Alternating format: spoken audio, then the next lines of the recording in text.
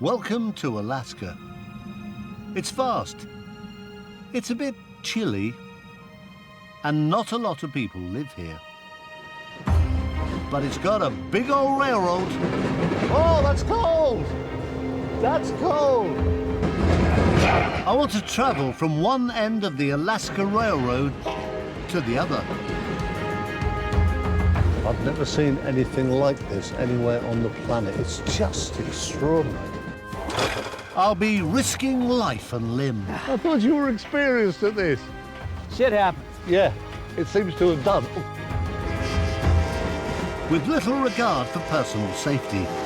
I want to move further away. Oh! As I try to unravel the mystery of why they built this railway in one of the toughest places on Earth. They built a railway to the middle of nowhere. Let's take a ride.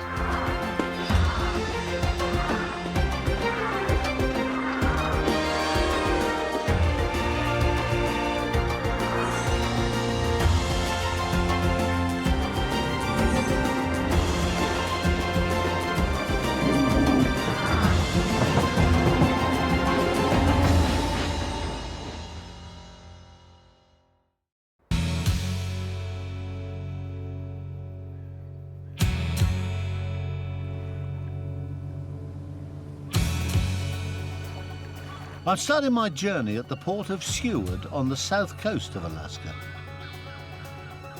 It's named after the American Secretary of State, William H. Seward, who bought Alaska from the Russians back in 1867. But attempting this journey in late winter is not looking such a bright idea. Throughout the summer months, trains packed with passengers or laden down with freight pour in and out of here. But today, absolutely nothing's moving. Fortunately, I do have a ride out of here on a rather unusual machine. Hiya, you must be Bruce. I am Bruce. And your name? Chris. Hey, Chris, nice meeting you. Can I get in there? It's pretty... Absolutely. You ready to go for a high rail trip? Yeah, that's what you call this, a high rail? This is a high rail, and these are the driving tires that propel us. These are the guide wheels that keeps us centered over the tracks. Keeps us from derailing. That's a big old truck, actually. Big truck, yeah, I love the trucks out here. Oh, I tell you, well, it's nice. I'm not entirely sure what I've let myself in for, but we're off. Yes. All right, here we go.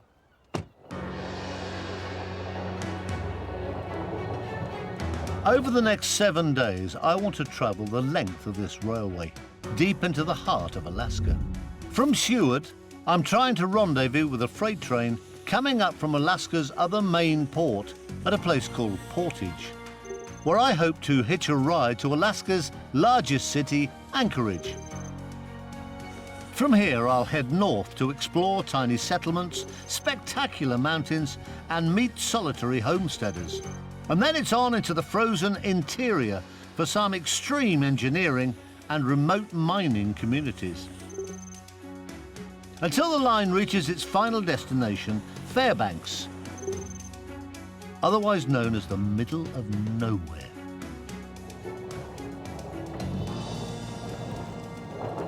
The tracks we're travelling along were actually built during the 1900s. There was a great gold rush, and a group of get-rich-quick businessmen thought it would be a great idea to construct a railway to feed the demands of all the prospectors who were flooding into the area. But they seriously underestimated the challenges of this extreme terrain. Challenges that railroad employees like track inspector Bruce Goff still do battle with every day. And we're not just talking about a bit of cold weather. Let me tell you some of the things we face. Earthquakes, floods, avalanches. This guy right here, the winter of 88 and 89, this thing was 60 feet deep over the tracks, and it went out 800 feet this way toward the woods here. It took 3 days to clean that one up. The noise must be terrifying. Avalanches that come down, it reminds me of like 100 angry locomotives just barreling down the mountain. Actually, that's so big you could not get out of the way of that. No, You'd you have no couldn't. chance. Yep.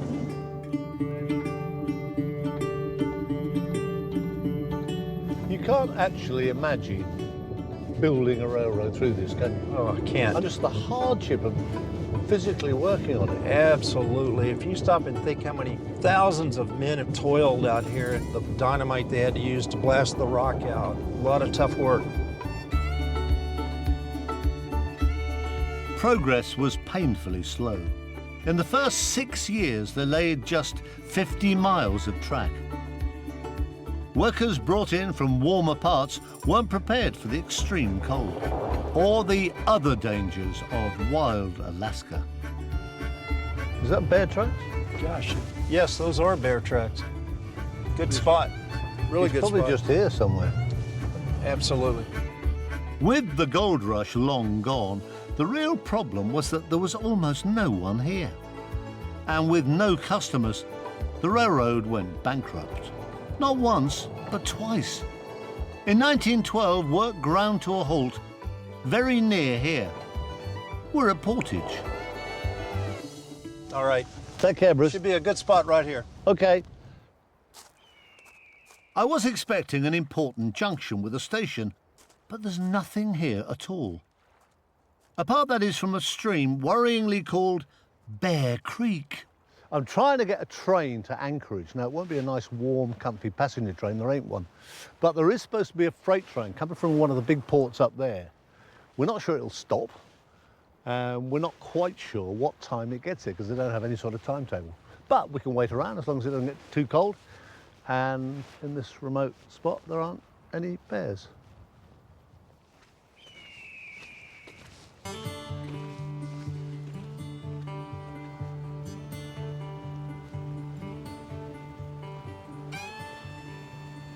Still no sign of bears coming out of Bear Creek, and still no sign of a freight train, but at least it's raining. Really, really hard. Ah, the joys of independent travel. I might give up in a while and call for a cab. Hold on though. What's this? It's a train. Yes, it is. But not one that appears to be in any kind of a hurry. It's the slowest train I've ever seen. I think we might get to Anchorage about midsummer.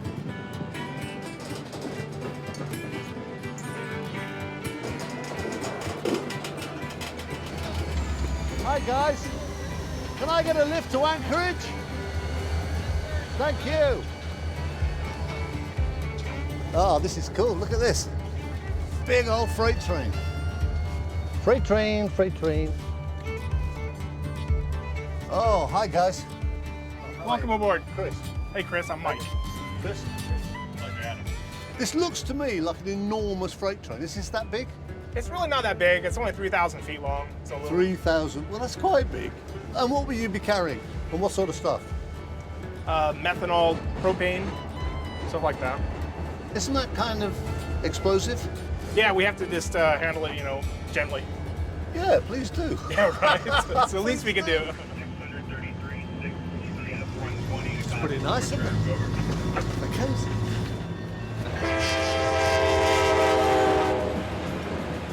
I'm on a train at last. And as we pass the site of yet another avalanche, I'm pleased to see we're picking up speed. This is weird because it's really cold outside, and yet in here it's ridiculously warm. It wants steaming up the windows. That's better. Now we can see. These days, the Alaska Railroad hauls over 4 million tons of freight a year. They carry anything from buses and trucks to fridges or grand pianos. But it was a miracle that it was built at all. In 1914, after 2 failed attempts, it had seemed like the dream was over. This railroad owes its existence to the US government. The 28th president, Mr. Woodrow Wilson, ordered the line to be built on the eve of the First World War. Congress voted $35 million to buy up the track that had already been laid and pay for the rest to be finished. Construction started inside 12 months, and Alaskans have always called this bit the government railway. The decision to press ahead with the railway was a huge gamble, but it had an immediate impact. Construction workers and their families flooded in, creating a vast tented encampment which turned almost overnight into the city of Anchorage. Nowadays it's home to over 300,000 people, 40% of Alaska's population. But it's not exactly a bustling metropolis. I'm only spending one night in Anchorage because tomorrow I've got to catch the morning train. At this time of year, there are only 2 a week, so I mustn't miss it. So, call me a wimp if you like, but I'm going to wrench myself away from the home of the almost perfect bartenders and have an early night.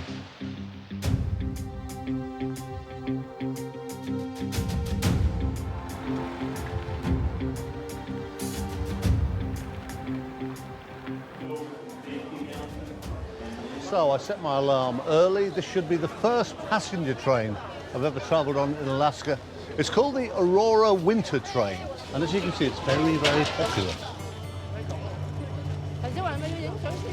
Good morning. I'm B, actually. You're in car B, yeah, but I to can your go left. this way. Can. Yep. Thank you very much. Thank you. Hello. Oh, here, 12, 13. This is rather nice, isn't it? Oh, yeah. Look at that. Hey, good.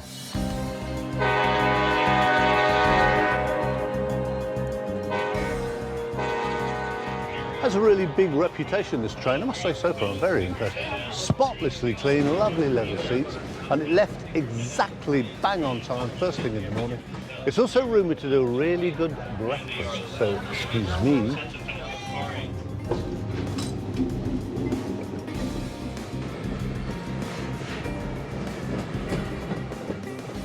Oh, this is nice. I think I'm the first one here as well. Ah, that's better.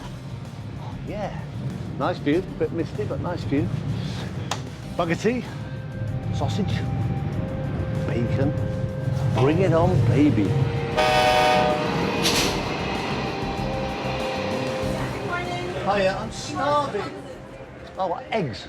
Eggs. Ptarmigan eggs. Have you really got ptarmigan eggs? Ptarmigan eggs, yes. I can't eat ptarmigan eggs. Can I have a chicken egg, please?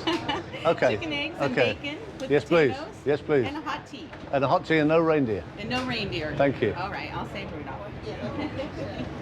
I could get almost anything.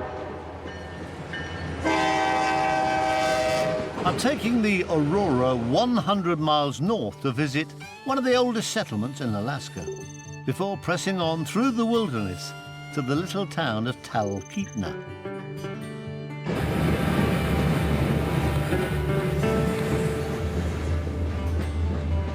Is it anything like what I asked for?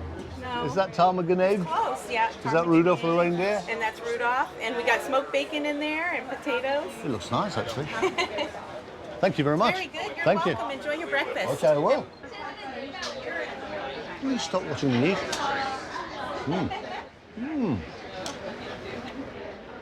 Just a hint of ptarmigan.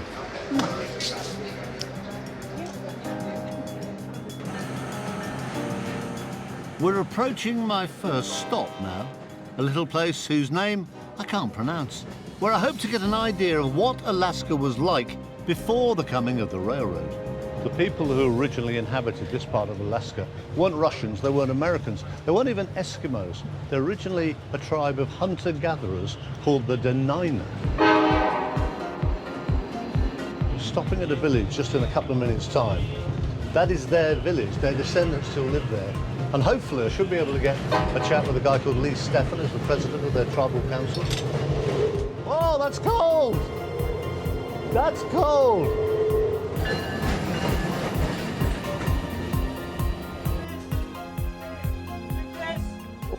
Hey, thank you, Harry.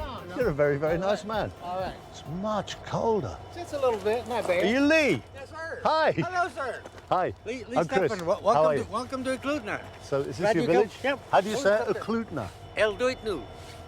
Okay. Talkeetna. Talkeetna. I got it. Lee's tribe, the Dena'ina, have hunted and fished in this part of Alaska for at least 1,000 years. Their tiny village consists of a handful of wooden houses and, somewhat surprisingly for America, a Russian Orthodox church. So this is the church, this is the village, this is everything of your people now. Yeah, The Nenana were converted to Christianity in the first half of the 19th century, a time when Russian Orthodox priests bent on saving native souls held sway over much of Alaska. Orthodox taught us that it was heathenistic to cremate our dead. But you got to look at it. We didn't have no shovels back then. How are you going to dig in the frozen ground? So we cremated our dead so the wolves wouldn't get them. But the Orthodox taught us you got to bury. We decided we didn't want our spiritual dead to live with us in our houses. So we built them homes here in the cemetery after they passed away. What did the arrival of the railroad mean to your people? Oh man, that work, food.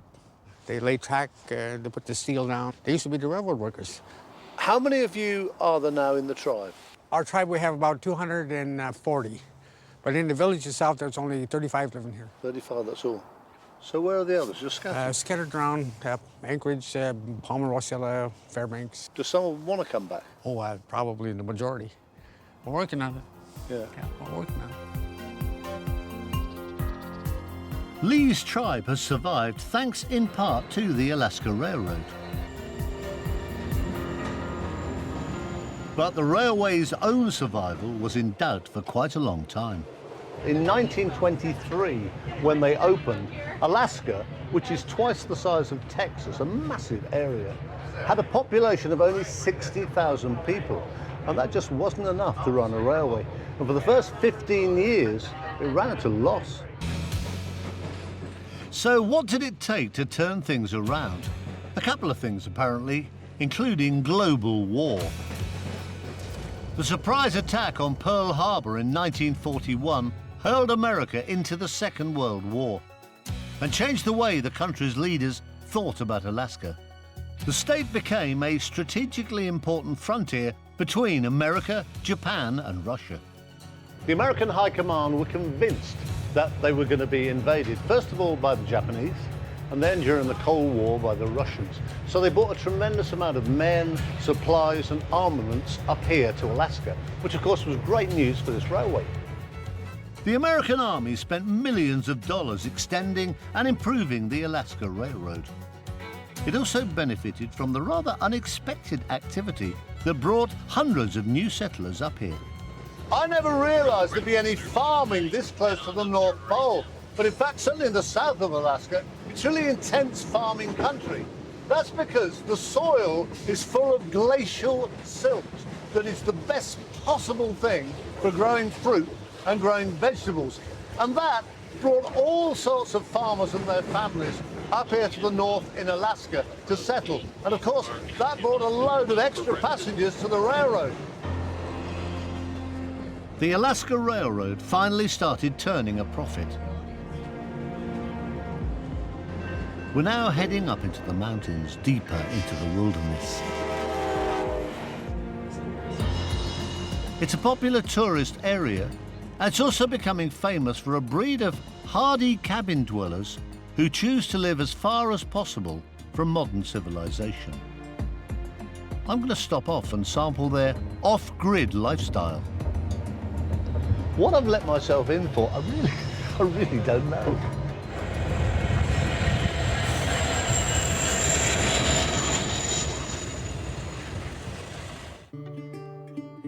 I'm now halfway across Alaska, and I'm stopping off in the middle of nowhere. Hey, don't tell me you're called Steve. I'd say the train was on time. That's your lucky day. Yeah, it's good. It's a good train, actually. That's a great train. Are you an off-gridder? Off-gridder, yes. You're an off... I wish you stopped waving that gun around. All right, Steve Durr is a local musician who's agreed to show me what life is like in his cabin in the woods. So this is pretty wild out here, and you live in the middle of all this. That's the truth. I thought you were experienced at this. Well, Shit happens. Yeah, it seems to have done. Oh. Ah, I'm glad that gun didn't go off. are you on? Yes, I'm all right now. Now, let's get to your cabin without any more misadventure. Thank you, Stephen.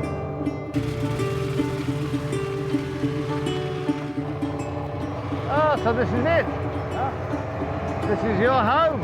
There she be. Still standing after all these years. It's beautiful. We made Wow, nice smell of wood smoke as well. it. Yeah? It's a bit remote, isn't it? Yeah, it's just right. It's country living. It's country living all on your own. Yeah. This is weird. How many years have you been here? Nixon was president. Nixon. Richard M. You might remember him. Yeah, so that was, you came here during the Vietnam War. Yep. Oh, great spot. All right. Is that a lake there? Is that Yeah. a lake? Yeah, we call that back lake because beautiful there's in a the front summer. lake. Yeah, it is. Summer here must be Oh, it's fantastic. gorgeous. We got lily pads and everything's green. Yeah, got fish. Yeah, So you could just walk down there and fish. you could. That's pretty good. Yeah. Hey, check this out. What's that? This is what a bear did to my cooler. Yanked it off, and there's your 5 claw marks. I've also had bears get into the cabin here. Let me show you. I used to keep it, instead of locked, I had a nail, and that would be as good as a lock. Yeah. And bears would come and they'd yank on it and yank on it. And once this bear got his arm down at the bottom, of course the top was still nailed, Yeah. and he just kept scratching. All right, these are all scratches, scratching, trying to pull that door open. He gouged in there and there. It's a little rather unsettling experience, Yeah. but it just comes with the territory. Yeah, but you chose the territory. Yeah, You chose this territory. well, I give them the benefit of the doubt. This is so cozy in here. Come on in. This is amazing. Hey, See, hey, there's- hey, What? door, come on. It's Alaska. Oh, sorry. We can't all live in Buckingham Palace, you know. Very bossy, aren't you? Very bossy. Give it a good pull. There you go. Good Okay, job. happy now? This is Watch your not head. so good if you're 6'2". Yeah. Oh, this is It's really, not much good if you're 5'8" either. That's my protection there. It's pretty nice, isn't it? Oh, I love it. Now, tell me truthfully about the bears, because we came here with a serious gun. You've got bear marks both sides of your door. Are they a real danger? I mean, I'd be terrified. They can be. They're not always a danger. I've been in the cabin when bears have broken in. With nobody around, no. Just, You got a phone or anything? Does a phone work here? who are you going to call? Well, Dun, dun, ghost, dun, no, dun, not dun, dun, Ghostbusters, dun, dun. Bear Busters. Yeah. Bear Busters. No, there's nobody to call. You gotta handle it yourself.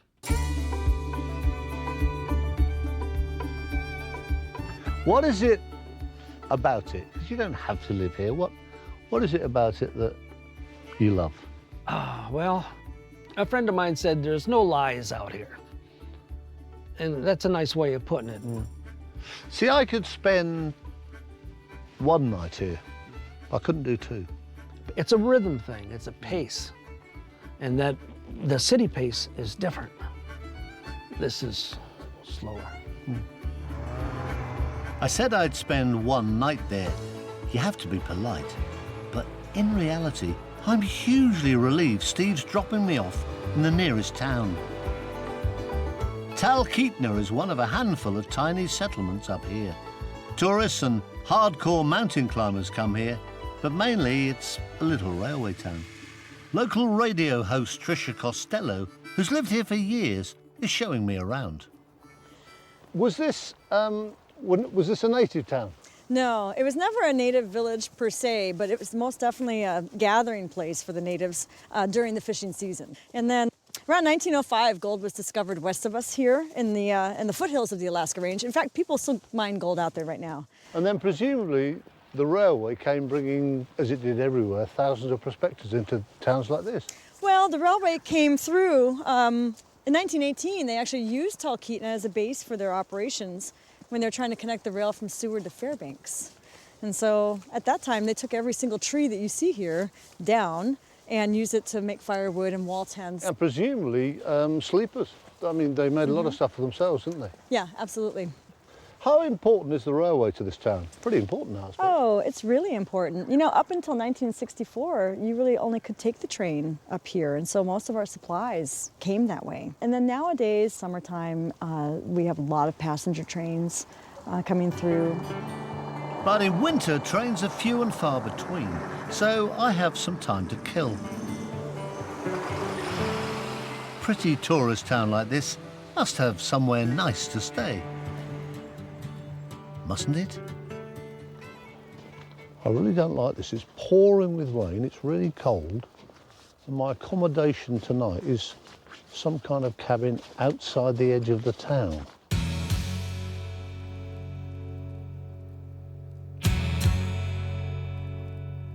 So this is it, Trapper John's cabin. I wonder what happened to him. Ah yes, the old witch's broomstick. What am I doing with my life? I'm very cold and wet. Oh, creaky door. Oh, it's actually quite nice. Wood fire, a few books to read, a few albums to play. Nice cosy bed. It's actually quite nice, except it is still in the middle of absolutely nowhere in bear country. Night night.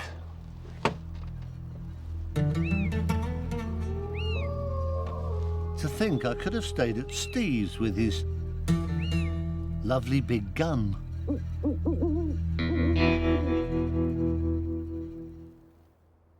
And good morning. You are tuned to KTNA Talkeetna, 88.9 FM on your dial. It is March 29th, about 7:40 in the morning. Currently 34.5 degrees outside the studio under really overcast skies. Time for Denali Echoes. We have 2 live echoes in the file today. First one To Chris. Hope you're having a great time on your Alaska adventure. Don't fall through the ice and don't wake the bears. from your friends and family. Across the pond. And good morning. You are tuned So, to day KTNA 4 of my trip, Talkeetna, 88.9. and I'm still alive. Good night's sleep. Make sure on the radio. Antique bath. Nice shave. Just hope now it's a nice day outside.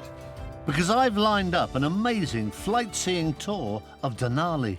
It's over 20,000 feet, one of the most spectacular, beautiful views on Earth. Unfortunately, we're in a blizzard, all the planes are covered in snow, and I'm going absolutely nowhere. So I guess it's time for Talkeetna's second most exciting tourist attraction. Risking my neck on a frozen lake with local angler Matt Barber. I'm not being, well actually I am being a wimp, but is this ice safe? Because it is thawing like mad. Well, there's a lot of big wet patches. Yeah, that's just the rain. It's just collecting underneath all the fresh snow that just came down. So, And isn't that bad? No. I love this area. Yeah? This is one of my favorite spots to go.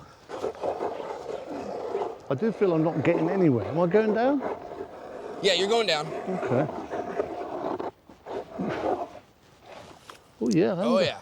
You sure we're supposed to be standing here? Oh, yeah, you're fine. Am I? I don't feel fine. All right. Some more.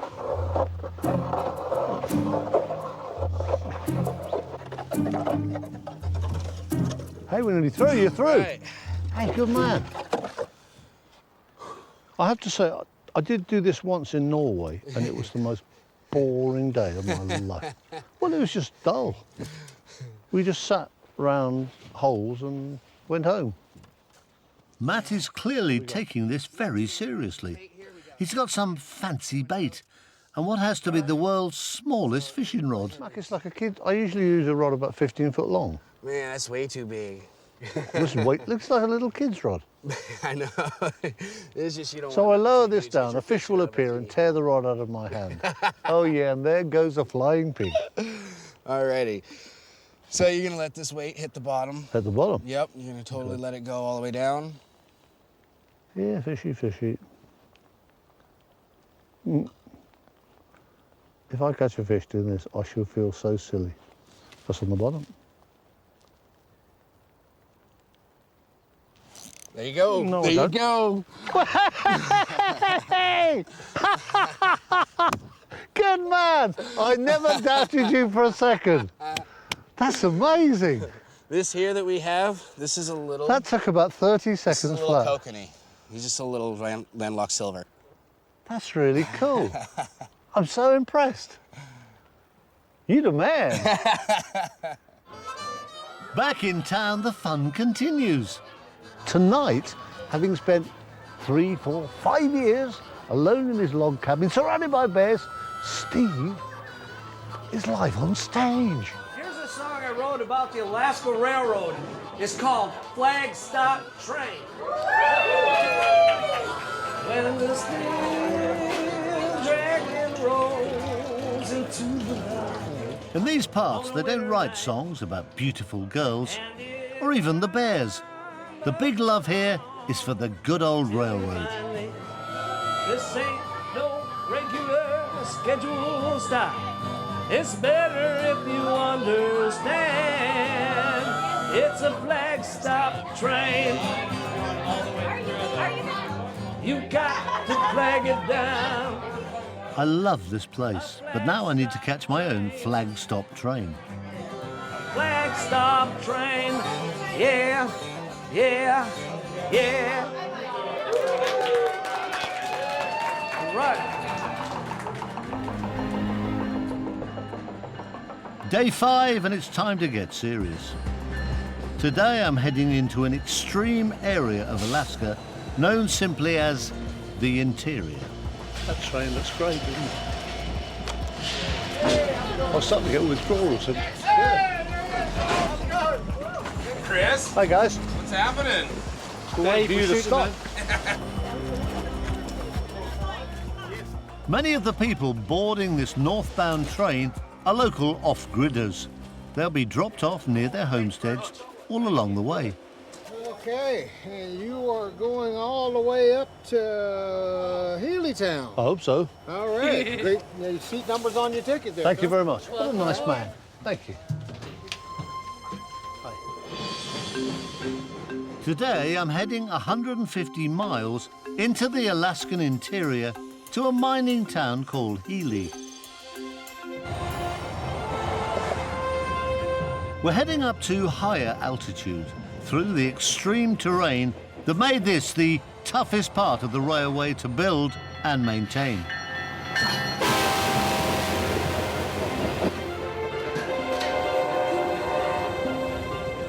Temperatures here drop below -50 Fahrenheit. The snow can be meters deep, and in winter there are just a few hours of daylight. But the railroad must keep running 365 days a year. I've never seen anything like this anywhere on the planet. It's just extraordinary. So wild and also so remote. But bears, moose, wolves, caribou, and people live out there all year round.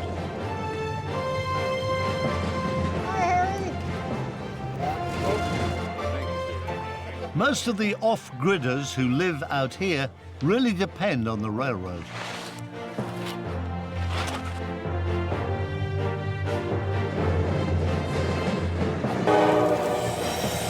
They can even get their daily news, courtesy of Harry Ross. The people will come out, they'll send their dog out to come and pick up that newspaper, and the dog will bring it back to the cabin.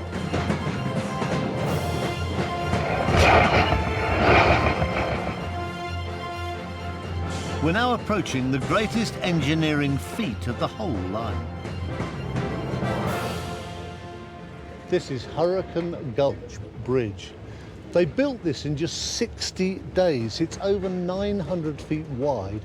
They slung a sort of cable car right across the canyon. Most amazing bit of building on the whole railroad. It's amazing nobody was killed. That is over 300 foot deep. Can you imagine working on this? That is so scary. Gee, look at that, look at that. Completing the bridge was a huge achievement, but as they pushed on further north, the engineers and construction crews faced an even greater challenge.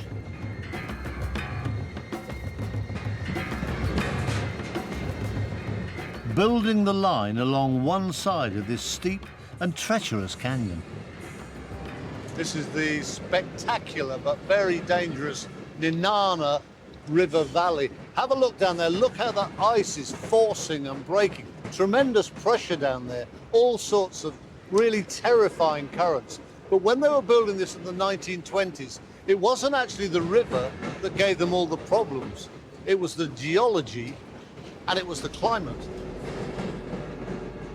The valley is unusually dry and unusually windy, creating fragile, crumbling cliff walls. You can see as we're crossing this bridge, loose gravel everywhere up there, snow packed up on some of the mountain peaks. What that meant was in the summer months, a lot of danger from rockfalls, and obviously in the winter, avalanche. And the problem for the construction workers 100 years or more ago was that they had absolutely nowhere to hide. Miraculously, no one died building the Nenana Canyon section of the line. But it remains one of the great hazards faced by the crews who maintain the railway all the year round. I'm going to hop off at the next stop to meet one of those crews. Healy should be pretty big by local standards. All right, Chris, this is your stop. Last count population, 1,021. Thanks, Harry. Careful getting down there now. Hey. Thank you. Thanks for riding with us. No, it's my pleasure, wherever I am. Oh, surprise, surprise. There's absolutely nothing here. I'm in the middle of nowhere. Again. Yeah, bye-bye. Very nice train. I'm sure we're still on it.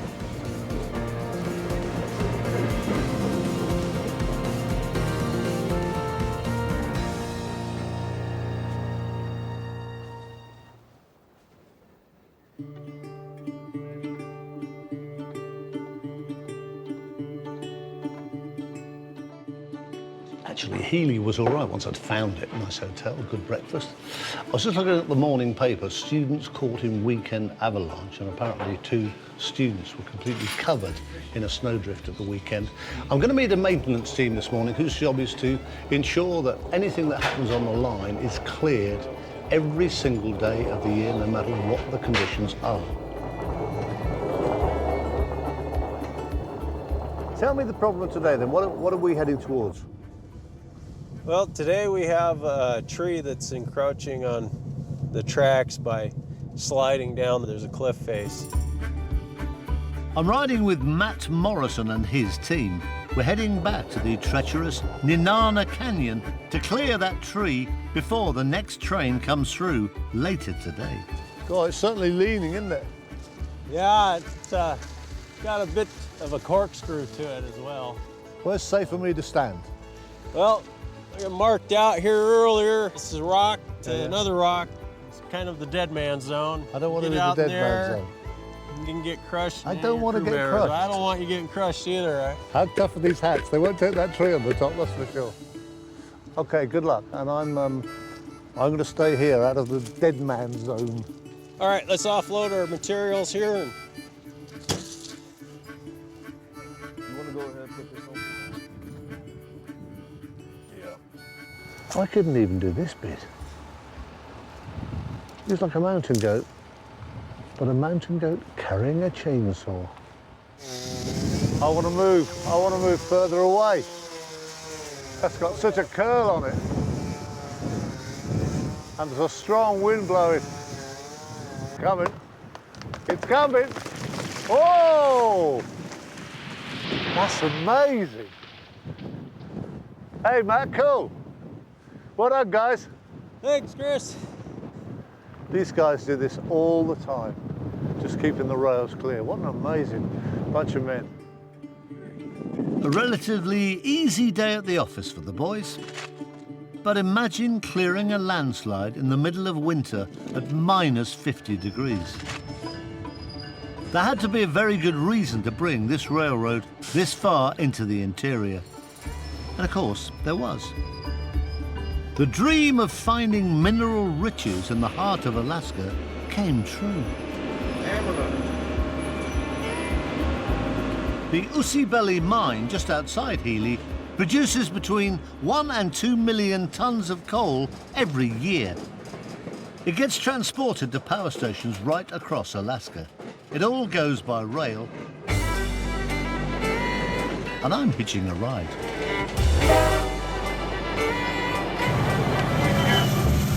I'm heading another 110 miles north to my ultimate destination, the former gold rush town of Fairbanks.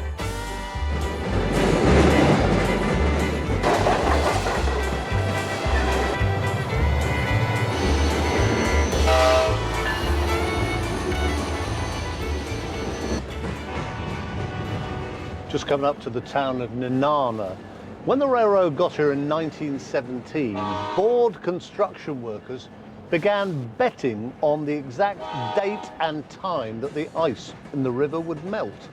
Now, thousands of Alaskans, nearly 100 years later, do exactly the same thing every year. They place that strange-looking wooden tripod thing there out on the ice, and when it's moved 100 feet, they stop the clock, and whoever's closest to that time and date wins the money. And it's serious money, $300,000. We're now going to cross the final piece of the railway to be built, the Mears Memorial Bridge. This 700-foot long bridge, still one of the biggest of its kind in North America, marked the end of the job as far as the builders and the engineers were concerned. And a few months later, in 1923, the then president, Warren G. Harding, came to Alaska and hammered a golden spike into this very piece of track, marking the completion of the railroad. At that time, many people still regarded the Alaska Railroad as an act of folly, a railway to nowhere. But that's not how it looks 100 years later. The railroad is a financial success. But much more than that, it brought the people, it created Alaska as we know it today, and they're rightly proud of it.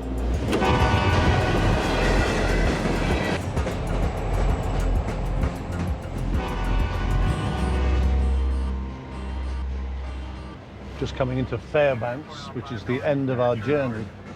It's not exactly pretty, but it's the first place of any size we've seen at all since we left Anchorage. Oh, that's it, Fairbanks, the end of the road, more than 500 miles through thick ice and snow. Can you just imagine what it was like for the guys nearly 100 years ago with no modern technology, building this railway, laying the tracks, constructing those amazing bridges with avalanche, freezing cold conditions, bears. But somehow the whole thing has created this community of 750,000 people now living in Alaska. And they are some of the toughest, kindest, and funniest people you'll meet on the planet. And without this, the Alaska Railroad, for many of them, for thousands of them, life would be completely impossible. What a great trip.